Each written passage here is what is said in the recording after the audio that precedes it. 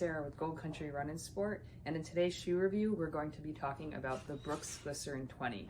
Now, the Brooks Glycerin 20 has been a staple in what I like to call the premium high cushion cruiser category for many years.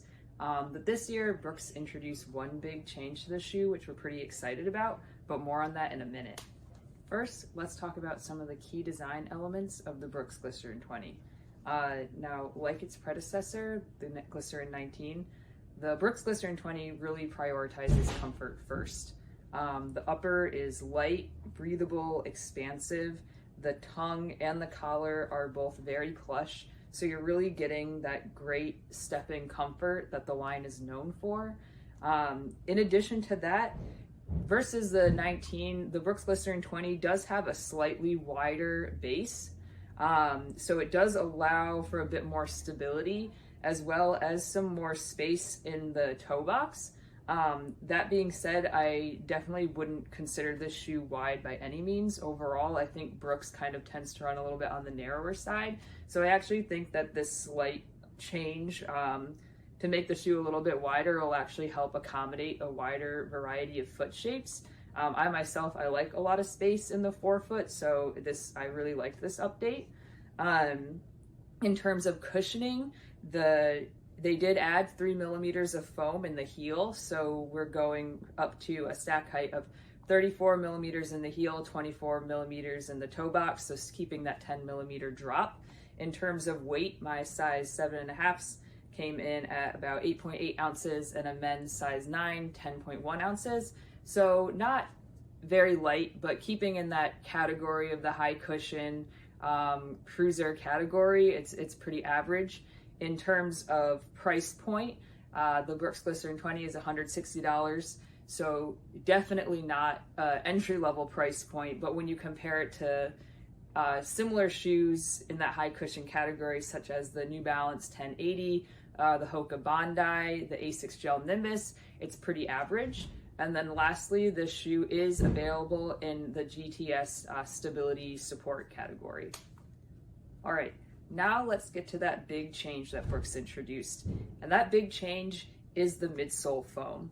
I'm sure a lot of you are familiar with and remember the famous, or maybe infamous, at least curiosity-inducing Brooks Aurora. So basically, the big innovation with that shoe was their nitrogen-infused foam that they coined DNA Loft. So with the Brooks Glycerin 20, for the first time, we're seeing that experimental new DNA Loft foam get refined into the DNA Loft V3 and brought down into their daily training lineup into the Brooks Glycerin 20 here. So pretty exciting. That being said, if you've always been a fan of the Glycerin line, don't be afraid. This foam does nothing to detract from that nice cushioned ride you've come to expect from the Glycerin. If anything, it only increases the smoothness and the comfort.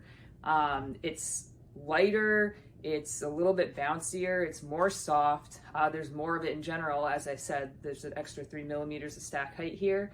On the other hand, if you've maybe never run in a Glycerin before and you are attracted to this new model because you heard about this nitrogen infused foam and you're really expecting a very snappy, responsive ride, kind of more in line with other shoes with those nitrogen infused foams out there, they're more maybe suited for like tempo miles, you might be a little disappointed. Overall, I do think that the Brooks Glycerin 20 feels more similar to the Brooks Glycerin 19 than it does to the Brooks Aurora. All right, summary time. So I think that the Brooks Glycerin 20 continues to perform excellently in that high cushion cruiser category and does so even better than before. I've logged about 30 miles in this shoe, 2 short runs, 1 long run, and I can say for me personally, the longer you run in this shoe, the better it seems to feel. I really myself prefer kind of just those nice relaxed miles in the shoe. Although if you are only looking to have one shoe in your closet and look for something that can perform in those easy miles as well as those tempo miles, the Brooks Glycerin 20 can do that. Although at its core, I really think that it's more suited to those longer, easier runs. And that being said as well, this is not just a shoe for running. I know in our store we get a lot of people who are walking as well, and I think this shoe would be a great candidate for that. Just the step-in comfort of this shoe is awesome. The slightly wider platform makes it more accommodating for more foot shapes, and it can really rival the comfort of any other super plush model in other brands. So I definitely encourage runners and walkers of all capabilities to try on the Brooks Glycerin 20. And if you'd like to know more, come see us at Gold Country Run and Sport in El Dorado Hills.